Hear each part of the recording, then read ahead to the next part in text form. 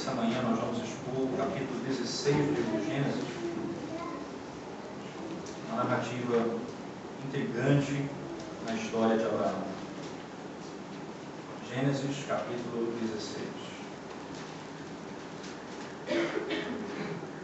Diz assim a palavra: Ora, Sarai, mulher de Abraão, não lhe dava filho, tendo, porém, uma serva egípcia, por nome Agar. Disse Sarai a Abraão: Eis que o Senhor me tem impedido de dar à luz filhos. Toma, pois, a minha serva, e assim me edificarei com filhos por meio dela. E Abraão anuiu ao conselho de Sarai. Então Sarai, mulher de Abraão, tomou Agar, egípcia, sua serva, e deu-a por mulher a Abraão, seu marido, depois de ter ele habitado por 10 anos na terra de Canaã.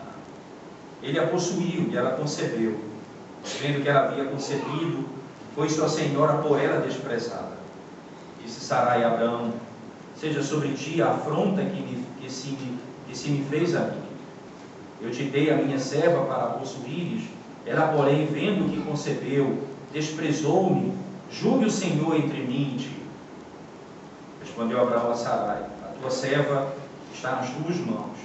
Procede segundo melhor te parecer. Sarai humilhou-a, e ela fugiu de sua presença.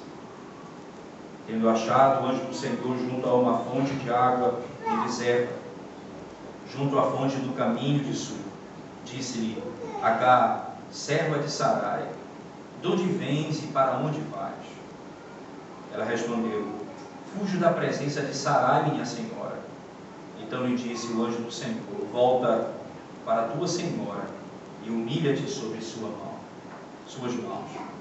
Disse-lhe mais o anjo do Senhor: Multiplicarei sobremodo a tua descendência, de maneira que por numerosa não será contada. Disse-lhe ainda o anjo do Senhor: Concebeste e darás à luz um filho, a quem chamarás Ismael, porque o Senhor te acudiu na tua aflição. Ele será entre os homens como um jumento selvagem.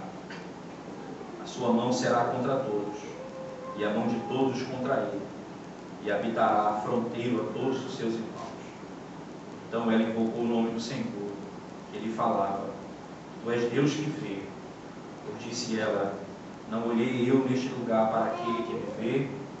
Por isso aquele poço se chama Beer-Lahai, está entre Cádiz e Beer. Agar deu à luz um filho a Abraão.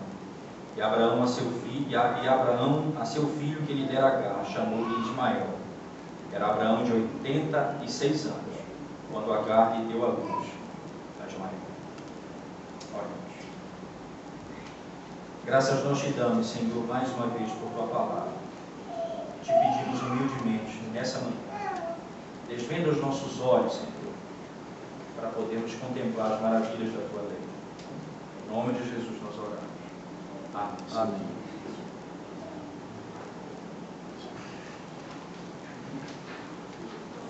Uma das áreas mais difíceis da vida cristã é a paciência.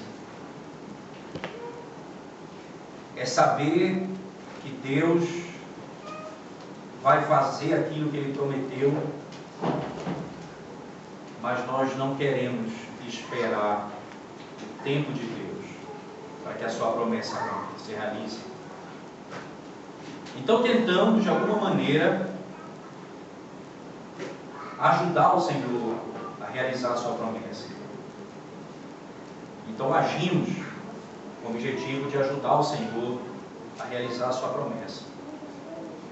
Paciência é uma das grandes virtudes da vida cristã que precisa ser praticada. A paciência não é em saber o que Deus vai fazer, mas quando Ele vai fazer. Eu sei que Ele prometeu, eu sei que Ele disse isso, mas quando isso vai acontecer? Quando isso vai se realizar? Obviamente, nós não estamos falando aqui, e é importante esclarecer desde o princípio, do que acontece nos nossos dias, não é? Das profecias modernas, porque biblicamente elas não existem mais. Porque nós estamos falando aqui daquilo que Deus prometeu na sua palavra, aquilo que Ele nos assegurou na sua palavra, e que nós, por algum tempo, não estamos vendo ainda. E isso gera na nossa alma o desejo de ver aquilo que Deus prometeu se cumprir, e então nós tentamos ajudar o Senhor. Porque nós temos aqui exatamente uma narrativa, uma história como essa. Deus havia prometido a Abraão e a Sara que eles seriam pai de uma numerosa nação, e que nasceria de Abraão aquele que iria ser, e que a descendência ia ser chamada dele. Não havia ainda o nome, mas era o filho de Abraão. Eles já estavam ficando velhos, eles já tinham passado. Nós vimos aqui narrativas preciosíssimas antes desse capítulo de fidelidade de Abraão. Ele teve ali a chance de fazer coisas erradas e ele fez o que era certo. Depois do pecado em que ele sai, logo que Deus promete a ele a terra, e ele sai e amaldiçoa a nação egípcia, porque ele mente.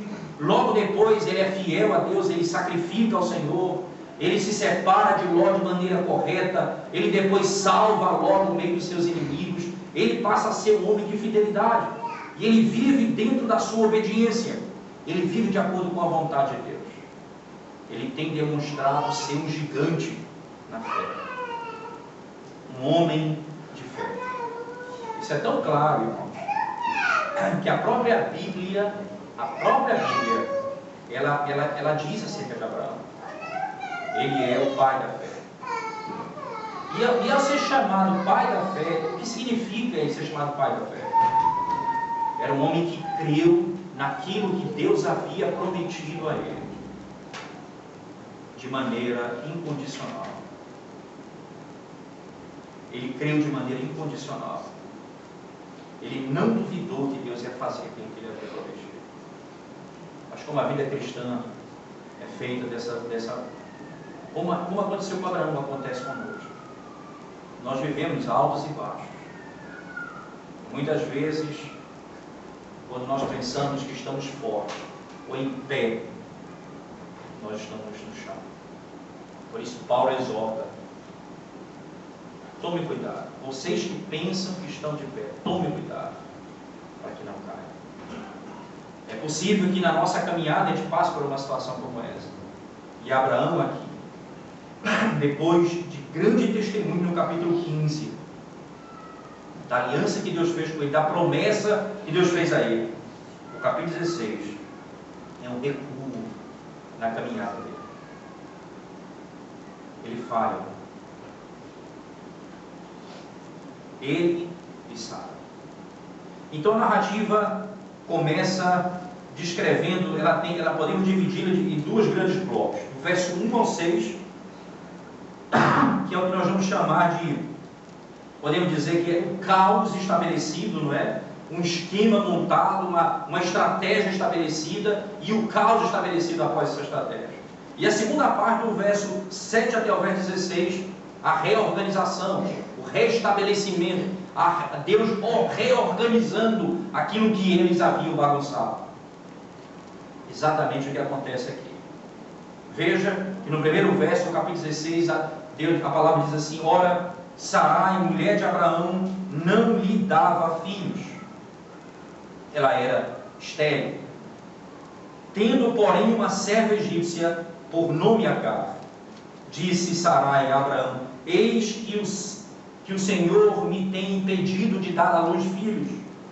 Toma, pois, a minha serva, e assim me edificarei com filhos por meio dela. E Abraão anuiu ao conselho de Sarai. Essa é uma narrativa interessantíssima, porque os termos utilizados aqui são os mesmos termos utilizados em Gênesis 3, na queda de Adão e Eva. É impressionante. Se você lembrar da narrativa, você vai encontrar lá Deus dizendo, a mulher tomando do fruto, deu ao marido. Veja a linguagem aqui no texto, verso 2: eis que o Senhor me tem impedido de dar à luz filhos. Toma, pois, a minha serva, e assim me edificarei com filhos por meio dela. É interessante que essa linguagem utilizada aqui no texto revela exatamente o caráter dessa queda. Abraão, como Adão, não cumpriu o seu papel de proteger a verdade de Deus, aquilo que Deus havia dito a ele. Porque havia uma promessa que Abraão seria o herdeiro. Mas Sara talvez entendeu, não é através de mim, é dele o filho, não é meu. Então, ela pensando na impossibilidade natural de uma mulher ter filho, porque a velhice estava chegando, ela disse, eu não vou ser a mãe do filho de Abraão. E ela tenta resolver e entrega a sua serva a ele. Ele toma a Agar por esposa e se deita com ela.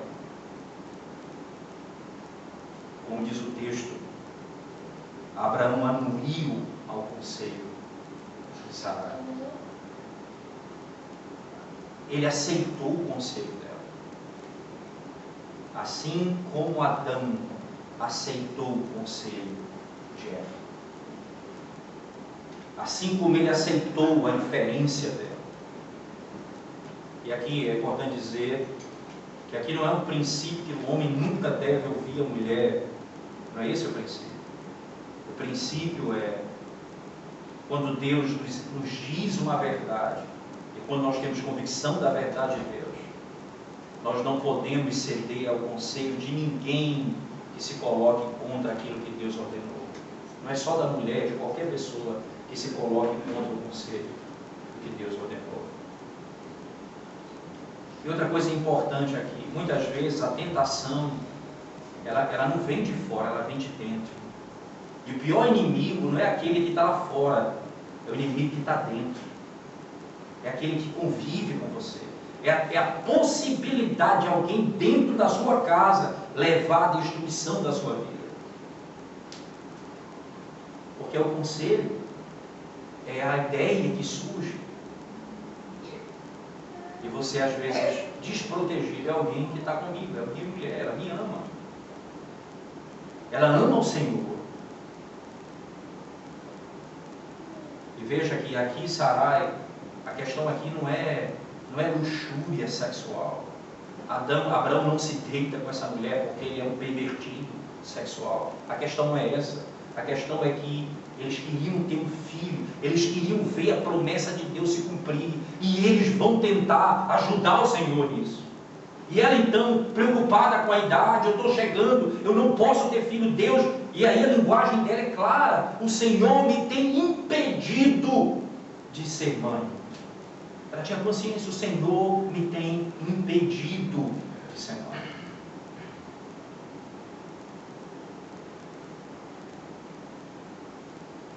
No mesmo conceito, no mesmo contexto de Adão,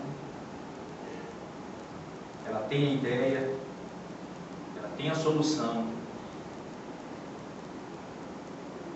e eles aceitam o conselho.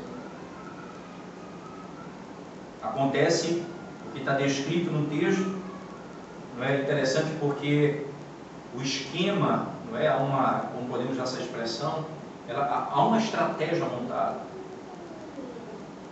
Deus prometeu um filho, eu não posso ter filhos, tenho uma serva. Percebe que aqui é um costume comum na época, não é? Apesar de ser culturalmente aceitável essa prática, não é teologicamente, biblicamente aceitável essa prática, porque Deus havia ordenado na criação, no capítulo 2 de Gênesis, quando ele diz: deixa o homem, pai e mãe, una-se a sua mulher e tornem-se os dois uma só. Obviamente, então, estava implícito na palavra de Deus que Abraão seria o pai de uma grande nação. Ele não ali estava excluindo a esposa como se ela fosse a parte de Abraão. Quando ele disse ele vai ser pai, ele está através dela, porque ela é a mulher dele. Não é através de outra mulher. E não se pensa no homem a parte da sua esposa. Não há uma quebra desse princípio. Quando Deus disse, ele vai ser pai, ele não disse, não citou o nome dela, não é porque poderia ser com outra. é porque ele não poderia ser com